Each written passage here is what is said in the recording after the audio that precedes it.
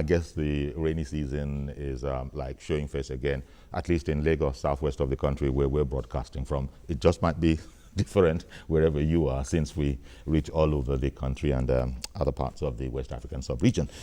Anyway, today we thought we'd stay with the economy, especially against the backdrop of criticisms, quite frankly, of the Buhari administration's economic policies by no less a figure than a former central bank governor and Emir of Kano, Muhammadu Sanusi II. It's not just him, because again, as if there was some sort of synchronicity involved, which I don't really think is the case, another former governor of central bank, Professor Soludo, had also been critical of the economic policies of the Buhari administration. In the case of the Emir thinks that until the Buhari administration does what he refers to as eliminate subsidies entirely once and for all, fixes the power sector, and digitizes state land registries, among other key policies, we're not actually going to be where we need to be. And as for, Professor Soludo, he said that this administration really needs to come up with what he referred to as a coalition of economic policies that can get the job done. Of course, the inherent criticism in there is that that is not the situation we have on our hands at the moment.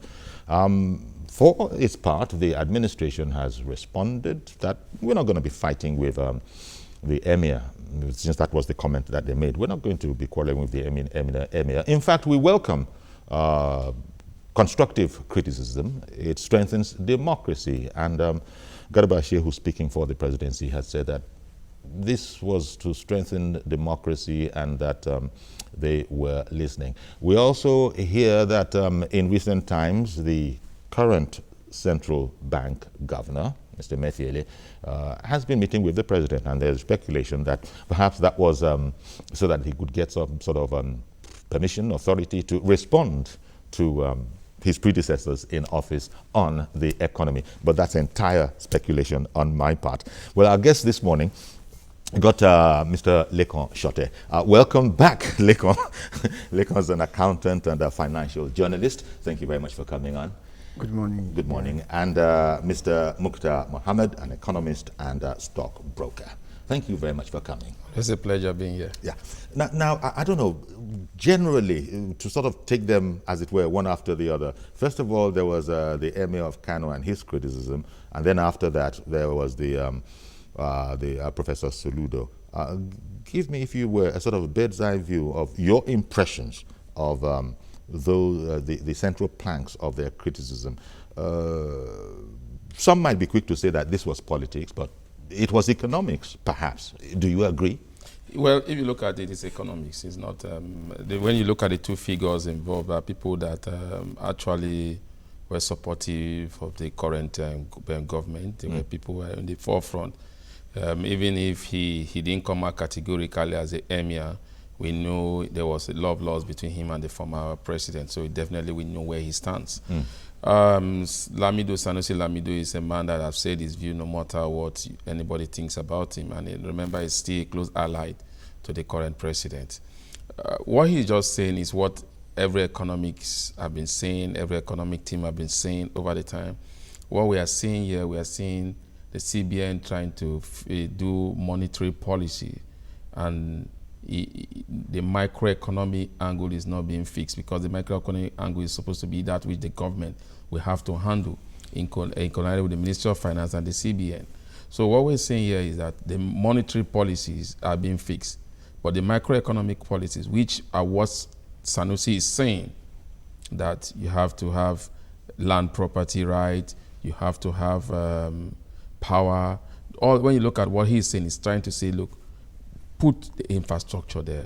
Without infrastructure, whatever thing you are doing there will not synergize together. In other words, an enabling environment, for the economy to take off. Because as it stands now, all economic indices have surely pointed out that Nigeria is no more technically in recession. We are already in a recession. So it's no more like the minister said we're technically in recession. It's not technical anymore.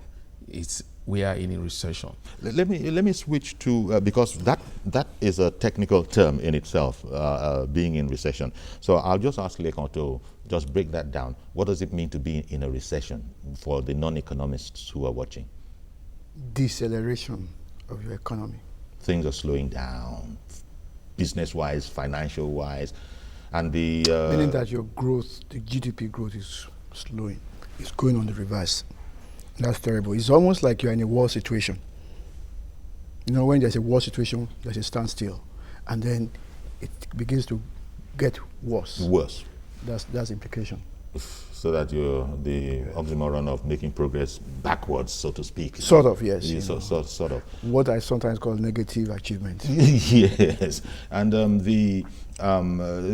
one of the things the Emir was highlighting is that I was speaking, another point that most people in the Southwest would have noticed, I wonder what it's like all over the country, is that power was a lot better over the weekend in many places that I had contact with over the weekend. The Emir, not commenting on the sudden improvement in power over the weekend in certain places in the country, he had said that the generating companies, the point needs to be made that no serious investor is going to come along until they get better reassurances. And he enumerated a number of policies in there, like meters. They need to invest in meters. They need to raise capital to fix their backlog of debts. Talk to us about that area and the significance of that point. Well, I need to say this, though, that it's not just the last weekend. In about 3 weeks now, in my area of Lagos, things have been steadily getting yes, better. Because I normally get light at night.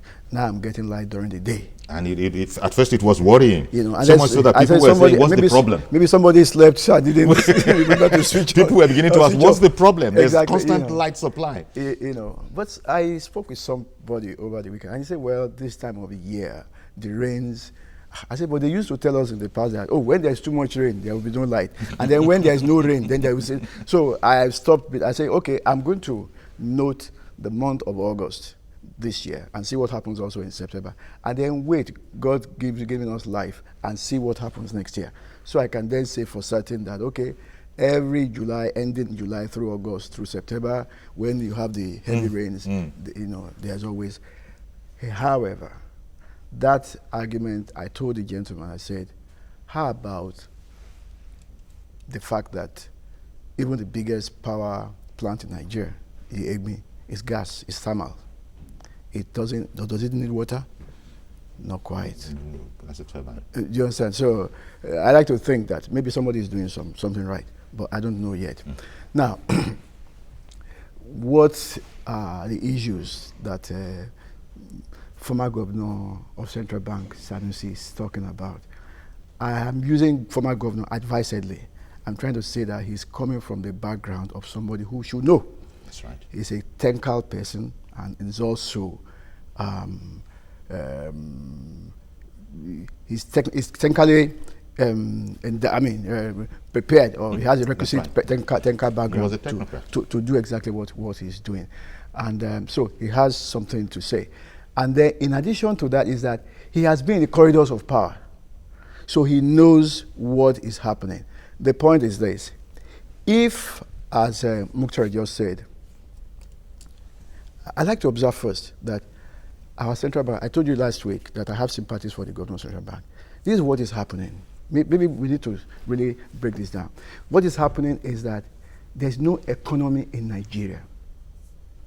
I will explain. Most of what we consume is imported. And then even the money that we spend comes from where? From abroad. So our central bank governor is actually responding to what is happening outside of Nigeria. And like I told you last week, we don't have a real sector. I can tell you for free that my family is involved in 2 medium-sized textile factories. One is not working, the other one is leaping. I keep saying that everywhere. Do you understand? So I have personal experience, first-hand experience of what is happening in this country. Now, if you can do all the monetary policies that you like. Where this real sector is not functioning, you are just wasting your time. Somebody was arguing with me that, okay, now that the central bank has taken the money and put it in the TSA, and the money is now instead, where is the money for the private sector to work with? I say, listen, what happens is that central bank comes back to take this money and pays the banks for taking money, for taking his own money from the banks. There is no enabling environment for the real sector to come and take these loans, this money as loans, and then run with it and turn the economy around, such that from the profit they made, government can now tax them. But right now, government is not even taxing anybody. It's actually giving freebies to the banks. Do you understand? That's true, and that's not the way it should be. Any business is run. At never all, mind the country. At all. And then you need to know something. The American Federal Reserve Bank trades its own dollars. Now our own central bank trades somebody else's money. Something is wrong somewhere. That confirms to me that we are running a periphery of the Western economy. We depend on their dollars. We depend on the foreign exchange to run our economy because, one, we import practically everything. According to President Buhari himself, he said we spend about $11 trillion every year to import all kinds of dollars, all manner of nonsense things. Do you understand? You know, and then the central bank does something that I find very funny. They list some 41 items and say these ones will not have access to the CBN window, but you can go to the Bureau de Change. Okay, by doing that, you have already created two markets. So I will go to to a bank, collect whatever it is at 199 naira. I will simply walk off to Aladi market and offload. Yes. And I'm going to be making money. That was what the central bank government is talking about. Because there is scarcity of everything in this country. Yeah. It's even now worse now that the demand and the price of oil, crude oil, has done what? Has tanked. It's gone down south. So what we trade is no longer going to be available. It's a terrible situation. And Mukhtar, I think the Emir of Kano had mentioned this particular point in his criticism, that he could just sit down here and just on a phone, make all sorts of multi-millions because of the forex situation that has just been described. I think when the government is coming, when you have economic difficulty like what they told us they inherited, you need momentum. We saw a government that came in with no momentum. How they do you were mean? Too slow. Oh, okay. They were too slow. Fixing the audience table. The urgency, they were too slow. So event keep on overtaking events. Now let me give you an instance. At the time they came in, they said devaluation. If we devalue the naira at that time, it would be going for like 250, 230. The president said, I will not devalue. And at the time he agreed to devalue, it was devaluing at 300 and something. We lost that window. And right now it's somewhere around 400. 414. Now, banding the 41 items, and if you look at those 41 items, they are those items that are mostly consumable by Nigerians. Yeah. And like the CBN governor said, you are not even creating the enabling environment for those items to be manufactured here. So there's a scarcity already. So like I said, we have a two-way exchange, and unfortunately for us, the other exchange system seems to be the one that people need more than the other exchange system. So we have a gap. We cannot fill in the gap. Then we are not ready to do we didn't even have the resources to fill the gap. So what happened when an economy is in recession is not what is happening in our own recession. Now, when an economy is in recession, interest rates don't go up, they go down. to help businesses come up. But look at the last CBN monetary policy. Interest rate went up. Now, look at the bank financials. You begin to see non-performing loans are going up. So, what was the CBN doing? The CBN itself was not looking inwards. Indirectly, they were still looking for the foreign investors, foreigners to bail us out. So every policy they were trying to do was to attract foreign investors to cover the shortfall in the forex. And now, you make the foreign investors feel we are in control. So they begin to dictate to you. Initially, they say, look, when you put it at 350, we'll come. From 350, they said, no, let the Naira flow freely. We now are at their mercy. Now, the policies... Almost. The policies that we're doing, the policy that the CBN came, when you are in recession, like I said, you don't fight trying to stabilize your currency. You try to reduce inflation and then increase borrowing so that we can begin to have business coming up, business growing, and creating the enabling environment. But what do we have? The policy the CBN came up with in their last bankers committee meeting was just to entice foreign investors. And after you finish enticing the foreign investors, say, oh, look, we want to come, but we won't come now because your micro economy is not stable. Now, what are the type of investors you are going to attract now? You are going to attract the hot money investors. And when the hot money investor comes in, he just comes in to make the money. So they are actually waiting at the wing. They are saying that they are looking at some of the big companies in Nigeria that are listed in the Nigerian Stock Exchange going really low, and they are looking at the valuation, and they are looking at the exchange rate is going high. Then they will come. If we take all of this, as this is what we have, Mukhtar says that we're not technically in recession anymore. We actually are in recession. What's the way out? He's spoken about the impossibility almost of doing business because of interest rates.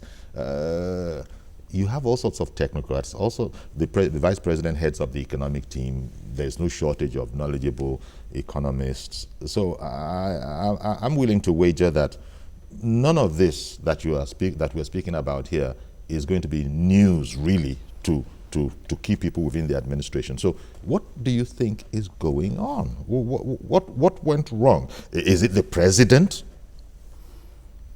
Well, because I don't visit Aso on a regular basis, I will not be able to say. So you visit sometime. Because the point was made that, look, President Buhari was adamant that I'm not going to mess with the Naira. Just leave that off the discussion. Was his patriotic zeal something that did us in? See, patriotism is not the thing. Hard-headed thinking. I understand that the vice president is a professor. I know him personally. He's a very intelligent person. We were classmates in Unilag. We entered Unilag the same year, though he did law. So I know him personally. Very, very smart, very intelligent person. He is one man. One. Two, he is the chairman of NEC, National Economic Council, that comprises of governors who are scattered in 36 states. How easily are you going to coordinate those gentlemen who have a daily grind to do in Gongola, who is in the Borno state, who is fighting Boko Haram? He has issues to deal with all the time. And you want to call him for a meeting at Aso Rock? How often do you think he will come? When even members of the National Council of State, who are free agents, don't even come attend such meetings. At best, that NEC is a management team, is an administrative team, as far as I'm concerned. You need to have a collection of eggheads who will come up with a conceptual framework for the economy and say, listen, this is where we ought to be going. This is the position we find ourselves right now. We need to move to this level at this point in time, at this point in time. Which is what I thought they had been busy on since the Buhari administration. Maybe I have not been monitoring the news very well. I have not, I don't know. What else would they have been doing? I have not seen anything. Nobody, like I said somewhere on another platform, that I have not heard anybody give me a big picture, that this is where we are going. I have not seen. It's okay for the vice president to tell me that very soon the railway line between Lagos and Kaduna and Kano will be fixed. The one between Lagos and Calabar will be fixed, or 31 roads will also be constructed. I understand all that. Those are, how does it fit into the big picture? Do you understand? Okay. So I have issues with that. Yes. I want to see, because there must be a sort of a synchronicity, a roadmap. Yes, of all of these different things. The central bank, I told you earlier on that the central bank governor is reacting to the economy outside of Nigeria, and that's terrible. All he's doing is responding to what is happening outside Nigeria, not what is here, because the real sector is not functioning. I was going to ask if you think that is because there's nothing else he could do given the lie of the ground. You see, 1958 CBN Act says his job is to control exchange rate, inflation rate, and what's the third one? Interest rate. Interest rate. It's a limiting assignment, especially in this. See, people who did it are the British. We were still under the British system at that time. You need to look at what the Federal Reserve of New York is doing on behalf of the Federal Reserve of America. On a daily basis, it looks at the dollar against other currencies and decides. And sometimes, for years, I want to tell you that between 1995 and 2006, this Federal Reserve, that's America's Federal Bank, did not intervene at all. But now we are looking at somebody who is doing, is it damage control they call it? Running up and down, and he's not coming with something, because the infrastructure is not on ground. What we need to push. Listen, the federal government, the Ministry of Finance, for example, should be looking at I understand that this budget is a reflationary budget. I like to give you news that this budget is already 1.9 trillion naira in deficit. Wow. As of today. Please. Wow. In deficit. 1.9 trillion yes, naira. Sir. Yes, sir. And you would know. Mr. Hassan from Lekki, good morning, sir. Good morning, Mr. Yori. Thank you for calling in. Good morning, the two gentlemen. Yeah. Good morning, sir. This is a very sensitive issue because it has to do with everybody, the economy. What we are seeing, we are faced with a dependent economy. And let me not digress from the theme of the topic today. The comment made by the former CBN governor, the Emir of Kano, Sanusi Lamido Sanusi. I'm seeing Sanusi Lamido Sanusi, he performed wonderfully when he was the central bank governor of Nigeria. And he defended our currency to a fault. Because I could remember in 2011, 2010, when the IMF said the naira is overvalued, he defended it with the last drop of his blood. But now I'm seeing a contradictory former governor of Nigeria, a governor that was committed to Nigeria, saying something different for now. Let us look at the economy holistically. We have not been having a serious synergy with the grassroots. You can decide to be a civil governor. You can decide to be an economist. But most of our economists are still carried away or following the school of thought of Bretton Woods and Adam Smith's school of theory without connecting the reality with the reality that is happening within our economy and the people within the economy. The naira, the dollars we are earning today is more than enough to go around. I've said it not once, not twice. The problem we are having in Nigeria is that it is only in Nigeria where all of us, majority of people, are having domiciliary accounts, $13 in our account. It is only in Nigeria where the CBN governor will dole out dollars to banks, and they will refuse to give it to the importers. And you see round tripping, money taken back to the Bureau de Change and selling at the parallel rate. It is only in Nigeria where we have up-patriotic industrialists. Many industries today that are enjoying forex are moribund, are obsolete, and they are not functional, but they are still taking money on behalf from the CBN governor. Well, thank you very much, Mr. Hassan. We're going to go on a break now. Stay with us, please. We'll be right back and we'll react to those points that were made by Mr. Hassan.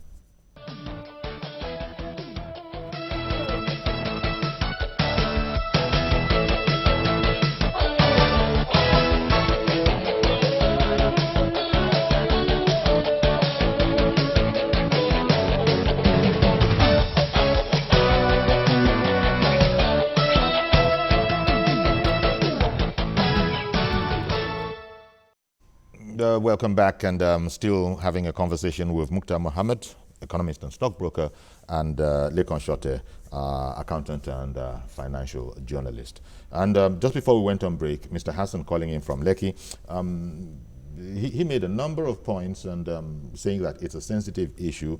He spoke about what he referred to as the realities, the actual realities of our economy, are sometimes are not taking into account on all of this. But perhaps the more interesting point that he made, and maybe you'd like to take a stab at this, Mukhtar, was that Emir Sanusi II, when he was central bank governor, was actually an active defender of the Naira. And so what has happened now? You see, at the time Sanusi was defending the Naira, how much was a barrel of crude oil? We're looking at between $80 to $90 per barrel. So he had all the resources to defend the Naira at that time. But as it is now, we are not earning that much again. Even as much I'm not in support of us always defending the Naira with our own hard-earned currency. Because what happened is that money that are supposed to be used for developmental projects, the microeconomic food infrastructure, is money that we normally use to stabilize the currency. What we are having now, the floating of the Naira, should have been what we should have been having since. But the CBN will not just sit there and allow the Naira to float. They will have a cap, whereby if it goes above that cap, they will come in and stabilize it. And at the time the barrel of crude was 190, we could have done that, we would have had our currency stable, and would have had enough robust reserve. People are saying the reserve was spent on armed deals and stuff. But what people are not looking at, how much of that reserve was spent in defending the currency. You think that was that a substantial sum or not? It should be substantial. Remember, we started at 150. We were even doing 100 before we got to 150. We make sure it was 150. At that time, the Bureau de Change grew from just 70 to over 1,000 plus. Yes. That was a big Mr. Babatunde, I beg your pardon. Mr. Babatunde Surulere, thank you very much for holding on. Please go ahead now, sir. Good morning, Mr. Yori. Thank you for calling in. Good morning. Good morning to your gentleman there, Mr. Mukhtar. Thank you, and sir. Mr. Shote. Good morning, sir. I would like to support Mr. Mukhtar so strongly. You are a good product of economy. You have highlighted all my mind-boggling problems about Nigeria. The problem of our economy is this. We like to tell Nigeria that the problem we have now is about the neglect of our economy for over 12 months now. Our economy is an emerging economy. It's needed to be opened up. Like what the former General Secretary said, Kofi Annan, for any emerging economy to be able to put food on the table of all its people, all citizens, the economy must be opened up. And that was what the former presidency did. They made sure they opened up the economy. They created a lot of liquidity in the polity, brought in so much foreign direct investment that was able to cushion our Naira. You understand? And they tried to centralize their productivity on two economic windows of Nigeria, which was oil and gas and the importation window. You know, we keep hearing about the present presidency saying even ordinary toothpick we are importing. But I ask them, do we have the power to get this thing produced? You understand? Will I buy a toothpick that is being imported for 1 naira and I buy another one that's being created at the very exorbitant rate of like 10 naira? So where is it coming from? The only thing that can save us right now from this mess we are is to have a good, reputable economic team that can galvanize, bring in foreign direct investment, not foreign direct investment for us, that will cushion our naira and that will increase our productivity. Right now, our productivity is on the low end. I am a businessman. My company is run down now because there is no money, there is no foreign currency to bring fuel for my station, for my kerosene station. So it's temporarily or technically down now. We have to wake up from our responsibility, from our slumber. Okay, we Mr. Babatunde, need foreign direct investment right away to cushion us, increase productivity, create liquidity in the polity that can galvanize, that can produce employment. All right, Mr. Babatunde, thank you very much for calling in. This reminds me of something else that the president, the Emir of Kano had also said that, look, the Buhari administration, even though it didn't phrase it that nicely, the Buhari administration needs to be careful so that it doesn't end up where the previous administration was, with his impression that it messed up the whole economy with the subsidy regime, and that the way the Buhari administration is going, it just might end up there. What would be your thoughts on that? Are you aware, you're right, that if your cousin or son from London from America send you dollars via Western Union, what would they give you? Would they give you dollar or naira? Naira.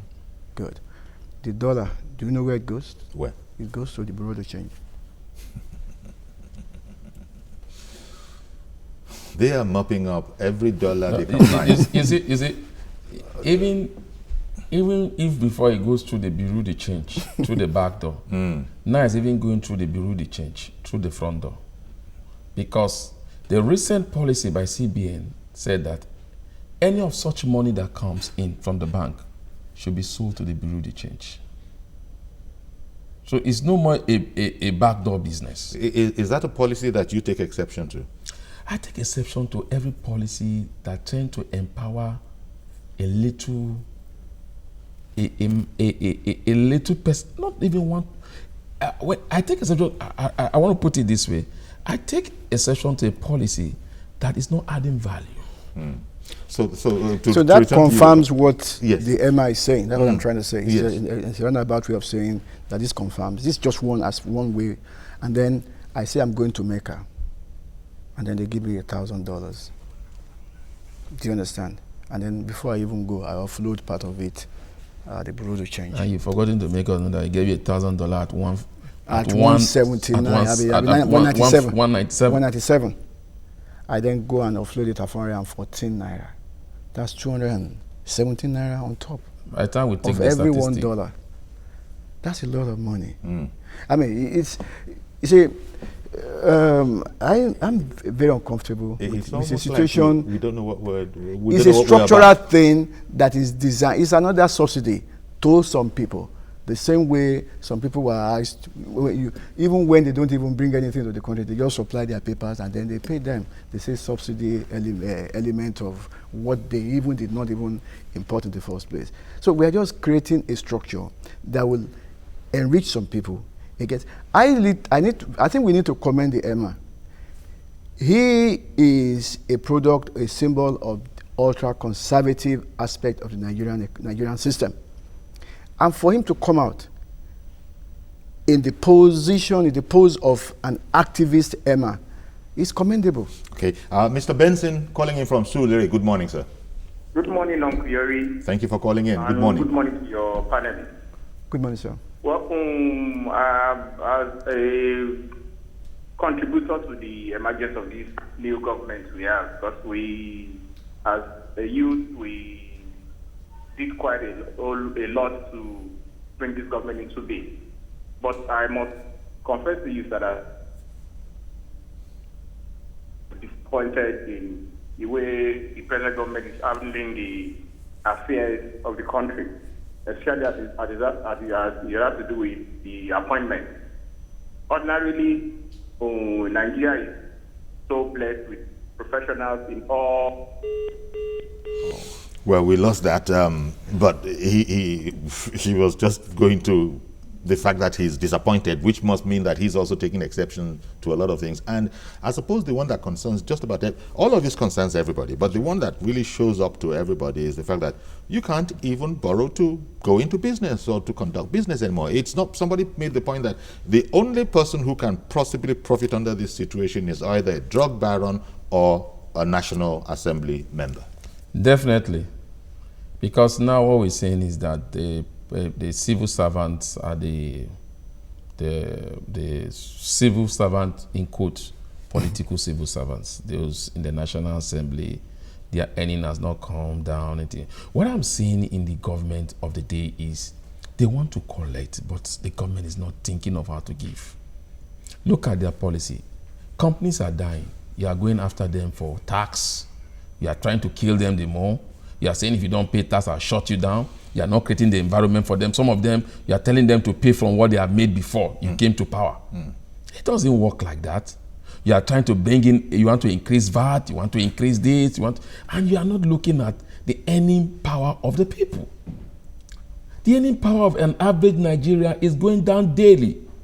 There is no, they say the middle class. What we have, we no more have the middle class. We have the upper class and the low. Not even a class, just there. Eric, calling in from Sulere, good morning. I don't know, we're getting Sulere today. Maybe that's just the way it is. Good morning, Eric. Good morning, Eric. Thank you very much for calling in. Good morning to your guest. Good morning, sir. Especially to Mr. Mukhtar. I have to commend you on your analysis. You really prove that you are a real economic analysis. And this administration, all their policies is really killing us with the masses.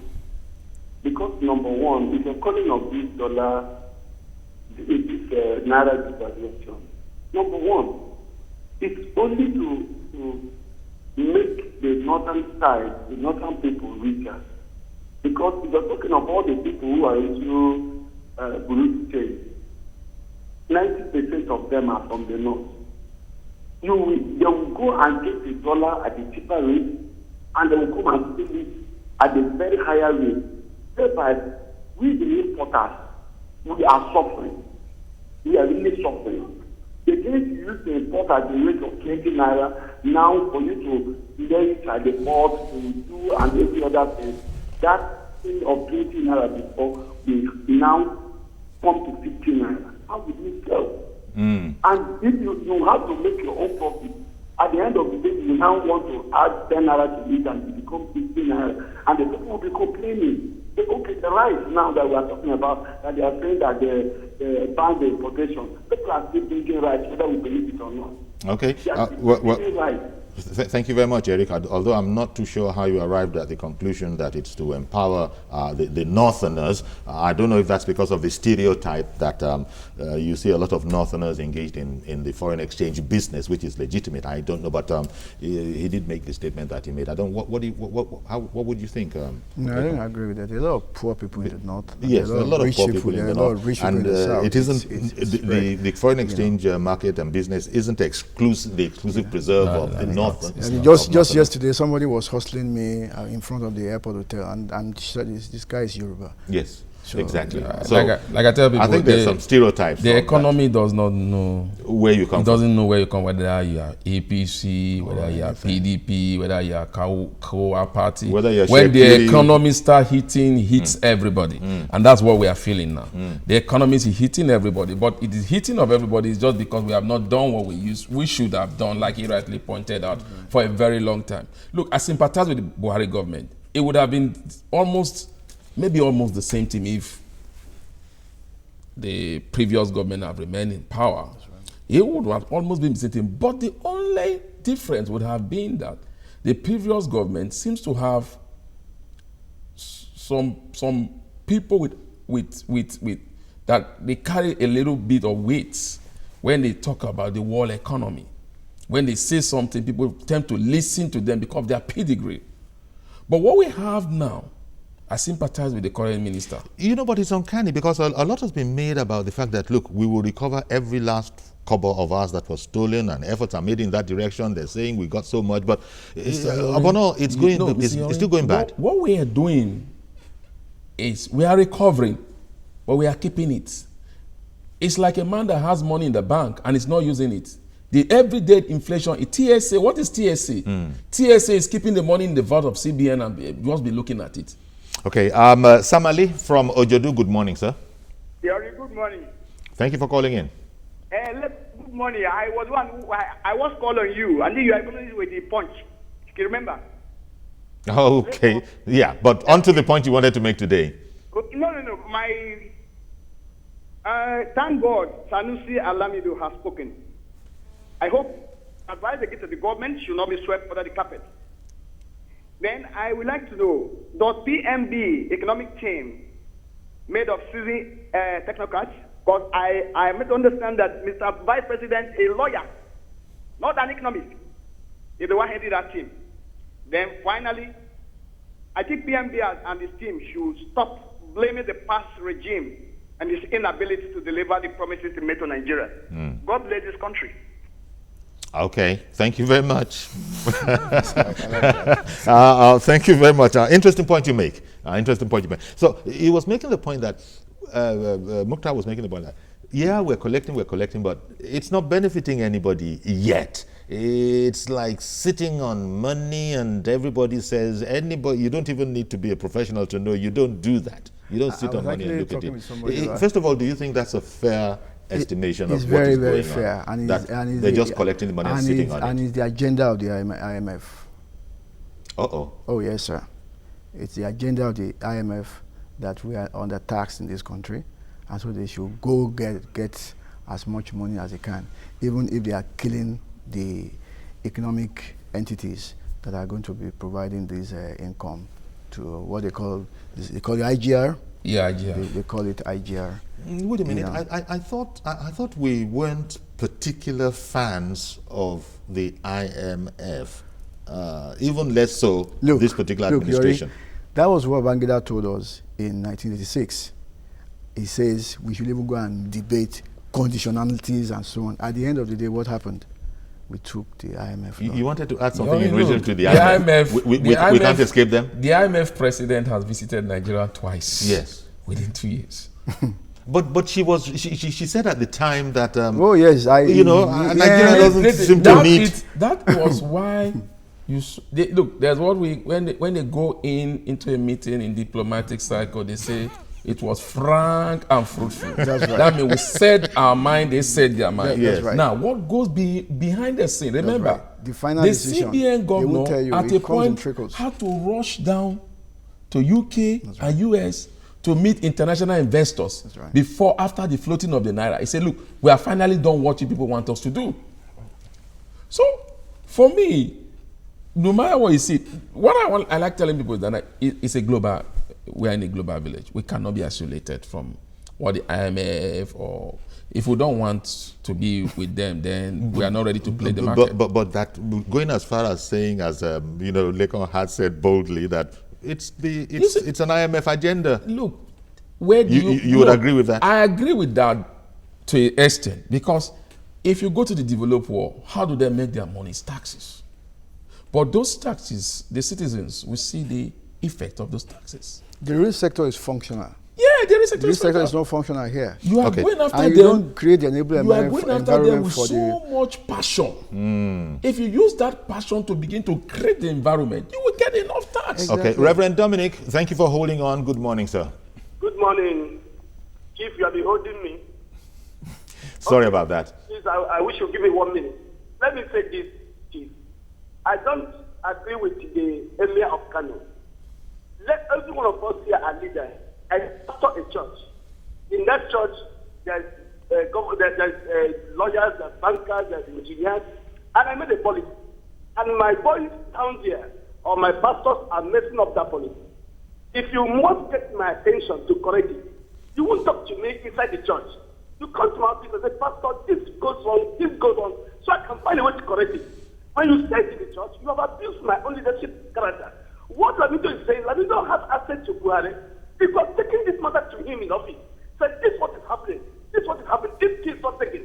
He will run this government like previous one. For him to talk like a marketplace like me, who can talk in my bedroom here, it will make more sense. When Emma talks, it makes more sense. That criticism is misplaced. He did that in Goodluck government, that run that government. They are starting now. Every year to cry aloud is not the ordinary person. That's by the way. I want to ask the economists here. I've been asking this question for 20 years. Oh, well, Reverend Dominic, essentially they're disagreeing with, not necessarily with the content, with Sanusi's content, but his method of communication. But Sanusi, that everybody knows him. That's his reputation. His reputation. He calls it the way he sees it. Right. You know, He doesn't care whether you are his best friend. I remember a story that was said by is it El-Rufai? El-Rufai is saying that he had an issue. He criticized Sanusi Lamido. And the wife told him that, look, he will soon come and meet you personally because he believes you are both friends. But Sanusi Lamido did not come to meet El-Rufai personally. He came on air to blast him, and they are good friends. So Sanusi Lamido is one Nigerian that have earned his reputation. The manner he was the most vocal CBN governor, which was not good for us. A CBN governor is not supposed to be an activist. Yes, he was an activist CBN governor. So most of the they're challenges supposed to be very conservative. yeah, most of the challenges we are having now, would Sanusi have done differently if he's the CBN governor? Maybe or maybe not. Now, let's look at the CBN governor. Okay. In a minute. We'll- He has very a challenge. briefly, please, because we've run out of time. Politically, does he have the political will to implement what he wants to do? The CBN as it stands now, for my observation, is not as independent as we think it should be. Because if they are independent, I'm sure long time ago, he would have devalued the Naira, would have gone stability. Because even at the time the price of crude oil was $70 during the last administration, he devalued the Naira. So when the price of crude oil was about $30 to $40, what was the legality in him saying, I will not devalue? Then we got to know that the president doesn't want to devalue. So for that, once you don't have an independent of a economy should be devoid of politics because it touches everybody. So for now, the president, as far as I'm concerned, as far as I've seen his body language, is a man that you need to convince on and on. And an emerging economy needs momentum, not slow down. In closing, because we've completely run out of time, it's probably instructive. I hope it's not in the same mode as you said. You gentlemen said that's what the what the IMF will say when Lagarde came to town and said, no, it looks like Nigeria can get by without us. And you said, well, that's political speak. When Garba Shehu speaking for the presidency says that, we welcome this. We're not quarreling. We're not even going to fight him. We're listening, and we shall, we'll just do the needful. That we like this. It's good for us. It strengthens democracy. That wasn't. Do you think that was tongue in cheek, or do you think? Let me answer you this way. Sure. When inadvertently our president heard what Cameron said, that Nigeria is fantastically corrupt. The president said, just give me the money in your custody. So if you thought that whatever the Emir Sanusi II said is right, go and implement. It's a simple thing. We're going to leave it there. Thank you very, very much, Lekan Shote, accountant and financial journalist, and also Mukhtar Mohammed, economist and stockbroker. Thank you very much, gentlemen, for sharing your insights into this whole matter of the economy. No doubt, the president is a patriot, but you say that sometimes maybe that's part of our problem, again, when we come to the economy. I'll be back tomorrow, God willing, with a fresh edition of the program. I'm Yori Folani. Bye-bye for now.